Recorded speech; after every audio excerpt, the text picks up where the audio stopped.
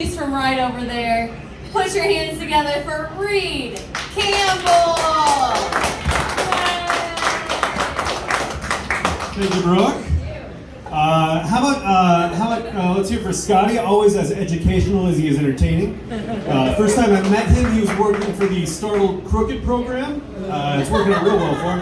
And then Chinaka, the human energy drink. I always end up following him in these shows, and I'm exhausted by the time I get up here. So hopefully, I mean, we are well past Murder, She Wrote, and then bedtime, so hopefully I'll make it through this. In case it's not painfully obvious, I've lived in the upper Midwest my entire life. Recently took a 23andMe test, came back white. And my first job was come here and hold this flashlight. Did not apply for the position. I had no idea there were openings in the household. I held out for management. If it were not for nepotism, I'm sure I wouldn't have been working there. My entire interview and hiring and training process was, "Hey, you!" I was the only other one there. And my dad goes with, "You? I'm named after this man." He could have chosen any one of his three names. It would have matched one of my three names, and we would have been engaged in a conversation. And instead, this jerk from management has to remind me of the power differential that exists in this garage on day one. He follows that with, "Give that flashlight. Here. Hold it there." This is a man who would say, use the right tool for the right job. All he seemed to have sitting around were Phillips head screwdrivers and electrical tape, so I think what he really meant was, use the right tool for the right job, and was all you got's a Phillips head screwdriver and electrical tape, then you better figure it out. I can tell you that a skinny, short, 10-year-old boy is not the right tool to hold a flashlight.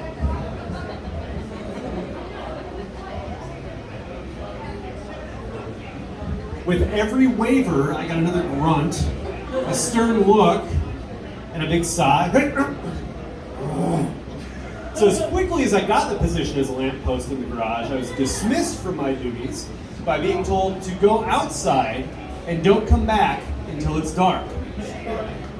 Now, I'm sure my parents would have been fine with me staying away from the house longer than dark outside, but having first-hand knowledge of my flashlight skills, they were probably afraid I'd get lost in between streetlights. I'm the youngest in the family, so I can only imagine what that conversation would be like. "You come back yet?" Should we look for him, or maybe put a flashlight on the front porch, hope for the best? And my dismissal from that position was not a pleasant first day of school send-off. It wasn't a, "Oh, here's your lunch. Oh, you're going to have such a great day. Do you have your snack? Oh, you're going to meet so many fun new people." No, my parents grew up in the Vietnam era. They were helicopter parents, like the sergeant standing at the door, throwing the privates out, going, "You better not come back until it's dark outside, and pray to God you got all your limbs." I can only imagine what my neighbors thought, seeing me run out of the garage, genuflect, fold my hands, and then go and play with my friends. I was terrified of losing a limb.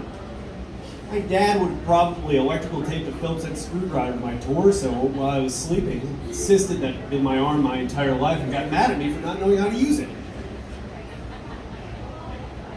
Once I finally got out into the neighborhood, though, things went okay. I knew my friends Jason and Randy had similar flashlight skills, so we were going to be hanging out all day.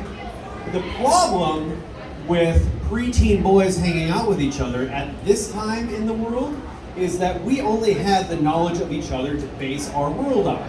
So when important topics like sex or economics came up, we had no internet to go to. Nobody was going to give us a ride to the library, and even if they did, we had no idea how to navigate the Dewey Decimal System. So we're left to our own devices, except for that one time that Randy swore he found a Playboy underneath his dad's bed, but that would have required a flashlight to be able to find. Between the three of us, 3 working flashlight brain cells, and we weren't going to be able to find that. So it's not until later in life when I have some experience that I'm able to answer that question of is it better to be on top or on bottom? I don't know. Do you have $20 or do you need $20? It's experiences like these that make an adult like this. And one of the problems with this adult is that my brain tends to make me stare at things and just drop all of my working ability when I'm trying to figure something out. It could be something that happened anytime between 3 months or 30 years ago. It doesn't matter. I hear people talk to me about how their mind races when they lay down to go to bed at night. All I can think is stop bragging. You get to do that in the security of your own home, the safety of your own bed, and the comfort of your own room. I was at a Starbucks spacing off and I let a fart out and forgot I had my earbuds in. Everybody in that place knew more about what I was doing than I did. I can tell you though, what was running laps between my ears that day was about the time I walked in on another grown man masturbating. Yeah. Now I have a teenage son, so I know how to avoid these situations effectively, right? You knock on the door, you wait for the panic rustle, you hear the you count to 28, and then it's safe to slowly open the door. Now this particular situation, that wasn't available because they don't put doors in the shower stalls at the YMCA. Not since I was a teenager was I so willfully ignorant about smelling like a foot all day, I just pretended I didn't know where it was coming from. Smell that? Somebody microwave fish? I don't know. It's awful though. No, that's really not what bothers me about the situation though. What I can't get past is that we have no stop, drop, and roll drill for a situation like that. Now, in my 44 years of living, the number of times that I have been on fire is exactly 0. And the number of times that I've walked in on another dude taking himself to Pleasure Town is 1. I would like to come out of halftime with a better game plan than I went in for the first half. So I've got some ideas. Now, the first way we could handle this situation is to lean into the initial reaction. One of the problems with that, though, is that toiletries go one way, towel goes another way, and now you have 2 grown men staring at each other naked. I'm going to whimper, slowly devolve into a full sob. The last place that I want to be in the fetal position with tears streaming down my face is the shower floor of the YMCA. Just don't think it's feasible. Now, the way I think is the best way to train people to handle this is to meet the situation head on with a good old-fashioned upper Midwestern, oh, sorry, didn't see you there, calmly stroll away. And as I hear myself say that out loud, I'm pretty sure that is the right thing to do, which means I definitely lingered too long. In my defense, it was a lot to take in. Well, not like a lot, but there was a lot. Well, okay, listen, it was average. It was above that. Okay, it was a lot to take in. Let me explain myself.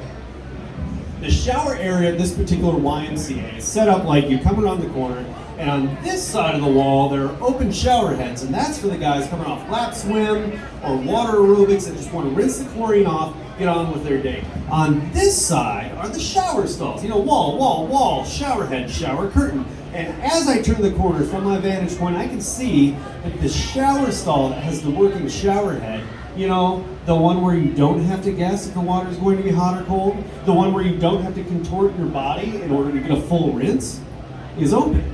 So I beeline there, turn the corner, and bang! Face to face with Purdy Stan.